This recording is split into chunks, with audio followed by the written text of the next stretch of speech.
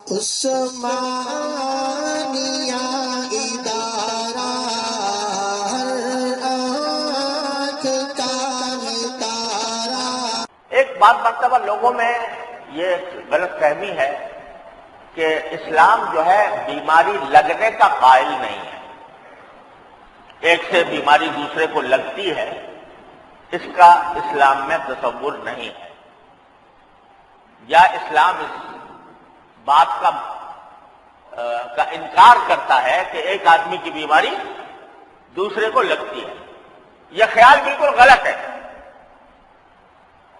اسلام جو جاہلیت کے زمانے میں ایک عقیدہ تھا، عقیدہ یہ تھا کہ بیماری لازماً لگے گی۔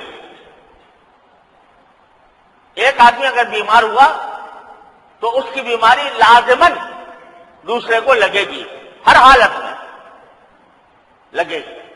اس کی آپ نے تردید فرمائی کہ یہ کوئی ضروری نہیں ہے کہ ایک آدمی کی بیماری ضرور دوسرے کو لگے، لیکن لگ سکتی ہے، اس کی نفی نہیں فرمائی، بلکہ ایک حدیث میں فرمایا فر من المجذوم فرارک من الاسد۔ اگر کسی شخص کو کوڑ کی بیماری ہو گئی ہو تو تم اس طرح بھاگو اس سے جیسے کہ شیر سے بھاگتے ہو۔ تدبیر بتائیے کہ اس کے قریب نہ جاؤ، کیونکہ احتمال ہے کہ اس کی بیماری ہمیں لگ جائے گی۔ یہ جو لوگوں میں مشہور ہے کہ بیماری لگنے کو حضور اقدس صلی اللہ علیہ وسلم نے اس کا انکار کیا ہے، یہ بات صحیح نہیں ہے۔ ہاں یہ بات صحیح ہے کہ یہ کہنا کہ ضرور لگے گی ایک کی بیماری دوسرے کو، یہ ہے منع، جس کی تدبیر لا عدوہ، جس کو قرآن حدیث میں رسول کریم صلی اللہ علیہ وسلم فرمایا، اس کے معنی یہ ہے۔ لیکن اسباب کے درجے میں بھئی ایک کے جراثیم دوسرے کے جراثیم میں منتقل ہو جائیں تو اس کی نہ شریعت نے کوئی نفی کی ہے، نہ رسول کریم صلی اللہ علیہ وسلم نے نفی کی، بلکہ یہ تدبیر بتائی کہ وبا سے بچنے کی تدبیر یہ ہے کہ وہاں اس علاقے میں مت جاؤ۔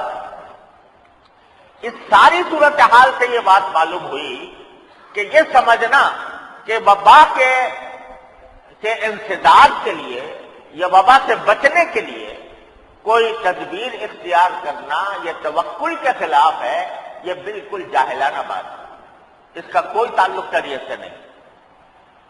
تدبیریں اختیار کرنے کی تاکید فرمائی گئی، اپنی طرف سے تدبیریں اختیار کرو، پھر اگر آ جائے تو اللہ کی مشیت ہے، راضی رہو اس کو، لیکن تدبیریں جو کچھ بھی ہیں وہ اختیار کرنے میں کوئی مذائقہ نہیں۔ آج کل بھی اس وبا سے بچنے کی مختلف تدبیریں بیان کی جا رہی ہیں، ان میں سے جتنی جائز تدبیریں ہیں ان پر عمل کرنا چاہیے، اور انسداد کے جو راستے ہیں وہ اختیار کرنے چاہیے۔